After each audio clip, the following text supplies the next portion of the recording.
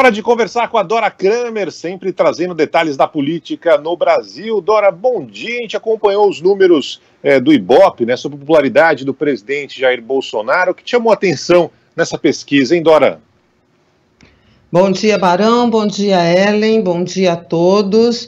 Olha, o que me chamou a atenção é o que chamou a atenção de todo mundo, né? 40%, quer dizer, vai de 29% para 40% a avaliação, o índice de avaliação positiva do presidente Jair Bolsonaro de dezembro a agora, nos últimos 7 meses. O que aconteceu, né? Isso parece contradizer a realidade, porque não temos um cenário de país super favorável, 139 mil, quase 140 mil mortos em função da pandemia, na qual o presidente não teve o melhor dos comportamentos, queimadas na Amazônia, no Pantanal, enfim.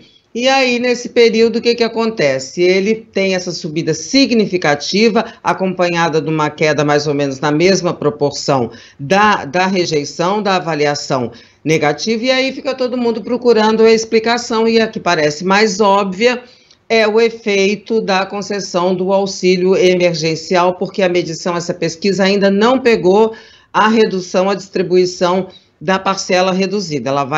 Ela considera um cenário em que foram distribuídos 600 e os R$ 1.200 em alguns casos. Agora, para a gente saber certinho se foi isso mesmo, é preciso esperar a medição de uma nova pesquisa na avaliação depois de um outro cenário em que esse auxílio já não será nessa proporção, porque já a redução de 600 para R$ 300 até dezembro, e depois disso ninguém sabe como vai ficar. De qualquer forma, se de um lado esse auxílio, vamos pegar o dado mais evidente, né, de que tenha sido o auxílio a razão dessa subida. Se de um lado isso favorece o governo, de outro, cria uma necessidade do presidente manter essa peteca no ar, né? Então, aí tem uma questão da economia que ele vai ter que montar e resolver uma equação para manter esse tipo de auxílio e, em decorrência disso, o eleitorado, esse novo eleitorado que passa a apoiar ele, isso sem cometer, ele precisa fazer isso, sem cometer crime de responsabilidade, sem arrasar a economia, sem arrebentar a economia, e sem recorrer àquela contabilidade criativa que não levou a então presidente Dilma Rousseff a um bom termo. É uma questão que ele, evidentemente, principalmente diante dessa pesquisa, já está prestando atenção, mas é algo que, diante da situação econômica brasileira e mundial, não é algo fácil de resolver. E isso para manter, se é que esse aumento todo, essa popularidade ocorre em decorrência do auxílio, a urgência, a premência do presidente vai ter que ser manter isso. E a nossa observação vai ser ver a que custo isso se dará, a qual preço que ele está disposto a levar o país a pagar para que isso se configure uma realidade permanente. Você falou, Dora, da experiência da antiga presidente, né, Dilma Rousseff, que acabou levando o país a uma situação delicada economicamente, para manter ali alguns auxílios, alguns benefícios, né?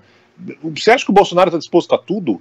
Ele virou refém mesmo desse auxílio emergencial para manter essa popularidade lá em cima? Olha, de novo, né? Se realmente como parece, o motivo for esse, ele se tornou refém, sim. Vai ter que resolver essa questão, mantendo, não desassistindo esse eleitorado, porque você vê, não era um eleitorado com o qual ele contava, né? Então é um eleitorado que é o seguinte: se ele for circunstancial por causa do auxílio, ele também não é um eleitorado firme, não é um eleitorado fiel. Como ele foi para o lado do Bolsonaro, ele pode sair do lado do Bolsonaro. Então, nesse sentido, acho que a maior premência dele é manter, dar uma solução aí, seja no chamado Renda Brasil, que ele supostamente cancelou até 2022, ou sei lá, alguma coisa ele vai ter que fazer, porque se é realmente o centro da questão, se é o determinante da questão, evidentemente que o presidente vai querer manter. Você vê que ele pouco liga, como a gente já comentou no discurso da ONU, negócio de meio ambiente e tal, ele interpreta que não é algo que esteja na pauta da população, e de fato, ali na pesquisa não aparece como uma coisa premente, com toda essa situação de queimadas e tal. Na avaliação dele na gestão do meio ambiente, ela oscilou mais ou menos dentro da margem de erro, caiu, né, de 50%, avaliação positiva, para 47%. Diante da realidade que a gente tem acompanhado, é nada. Então, acho que ele avalia que esse não é um ponto crucial, e o ponto crucial é esse outro que a gente está comentando. Fala, Helen. Ô Dora, ao mesmo tempo, o Bolsonaro nunca nunca desceu dos 30%, não ficou abaixo de 30%, né? Tem ali parte de uns 30% de apoio que está meio garantido, que se identifica, e aí tem esses 10% flutuantes que chegaram aí neste período de auxílio emergencial. A minha pergunta para você é o seguinte: nós temos um eleitorado, pelo menos lá na campanha, lembro que falávamos muito deles, que era aquele que foi chancelado pelo Paulo Guedes, aquele que o Paulo Guedes conseguiu levar para Jair Bolsonaro, que é o mercado, que são algumas elites econômicas.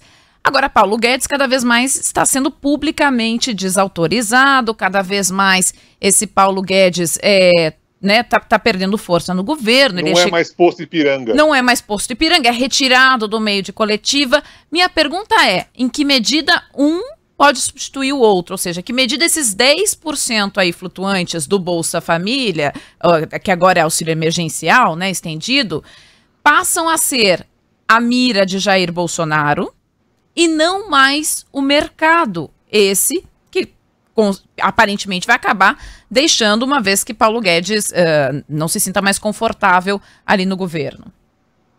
Olha, essa é uma preocupação para o presidente ter mais à frente quando e se surgir uma alternativa para esse público, Paulo Guedes, a qual você se refere. Porque se não aparecer, e evidentemente que isso seria uma alternativa ao chamado centro, né, que eu ainda acho que vai se organizar e vai se apresentar, mas precisa ver também se a candidatura que for apresentada vai agradar, vai conseguir atrair esses apoios. Mas como no momento ela não existe, vai o presidente trafegando nesse outro cenário que já se apresenta como uma realidade para ele. Então é aquela coisa, um dia de cada vez, um passo de cada vez.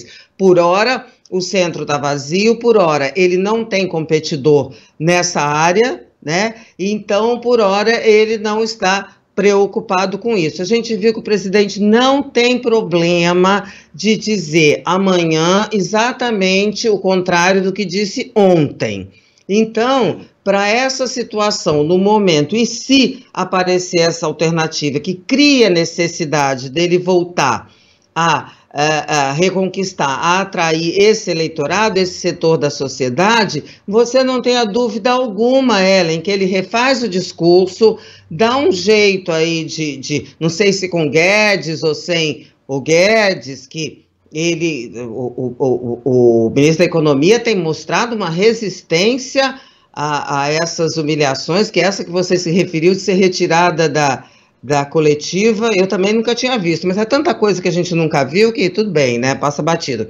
Então é isso, acho que na hora que se apresentar a necessidade, se apresentar, ele refaz essa área aí, vai procurar um outro posto Ipiranga, ou dando mais força a Paulo Guedes. O problema é que a agenda liberal e o auxílio emergencial e as coisas que precisam ser feitas para garantir isso, elas não conversam entre si. Por isso que acho que foi o Barão que chamou de armadilha da qual ele é refém. acho correta essa imagem, por isso que se configura, sim, uma armadilha da qual o presidente vai ter que saber como se libertar e com a qual lidar.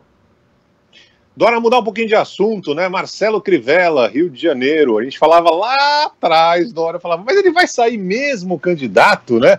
O prefeito do Rio, você falava assim, vai, até onde eu sei, vai. Agora, acho que não vai por outros motivos, né, Dora? Olha, não sei, ele foi declarado inelegível por unanimidade, aliás, no Rio de Janeiro, ninguém tem dúvida de nada, unanimidade, né? De nada, né? Você viu o Witzel condenado, digamos assim, por unanimidade por uma Assembleia que já mandou 10 deputados, já teve 10 deputados enviados à cadeia. Mas, enfim, o Crivella foi declarado inelegível pelo TRE, mas ainda há um caminho que ele pode ser candidato. A questão aí são as dúvidas, né? Primeiro, se ele vai concorrer, porque essa candidatura ela pode ser impugnada, né, ainda, porque os registros de candidatura têm um prazo até 26 de outubro para serem validados ou não. Aí pode haver recurso dos adversários ao próprio TRE, o TRE impugnar a candidatura, mas de qualquer modo ele tem recursos que ele pode apresentar ao próprio TRE, o Tribunal Regional Eleitoral, contestando, né, a decisão, pode apresentar recurso ao Tribunal Superior Eleitoral e pode apresentar recurso ao Supremo Tribunal Federal. Bom, então isso deixa uma dúvida com relação ao registro da candidatura, ou seja, vai ser candidato ou não. Se ele concorrer, se ele puder ser candidato, a outra dúvida, ele consegue superar a rejeição do eleitorado? Na última medição, a pesquisa, que eu não lembro exatamente de quanto foi, ele tinha 72% de rejeição. Muito bem, ele precisa superar esse obstáculo. Outra dúvida, ainda que ele consiga superar esse obstáculo e ganhar a eleição, ele toma posse? Porque aí também pode haver impugnações, a coisa vai andando, o processo vai andando, pode chegar uma situação em que ele não possa tomar posse, mas vamos que ele possa tomar posse.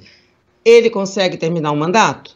Também é outra dúvida, quer dizer, só há dúvidas em relação à situação do prefeito Marcelo Crivella. Talvez isso crie um quadro, Barão, e eu me lembro que eu me surpreendi quando você fez essa pergunta, ele ainda é candidato? Falei, da onde que o Barão tirou que ele não podia ser candidato? Tirou aí de um sexto sentido, de um bom faro, hein? Porque realmente pode ser que diante de tantas adversidades, ele resolva não ser candidato. Não é o que está no cenário ainda, dado que ele tem recursos e claro, ele prefere, evidentemente, não jogar. Tem prazo, até 26 de outubro, não jogar logo com essa possibilidade da desistência. Mas eu acho que ela começou a fazer parte, sim, de uma realidade possível. Muito bem, a Dora Kramer volta na próxima semana conversando com a gente, analisando tudo que acontece na política e como tem assunto. Um beijo para você, Dora, bom fim de semana, até lá. Tchau, gente. Bom fim de semana, até quarta. Um beijo.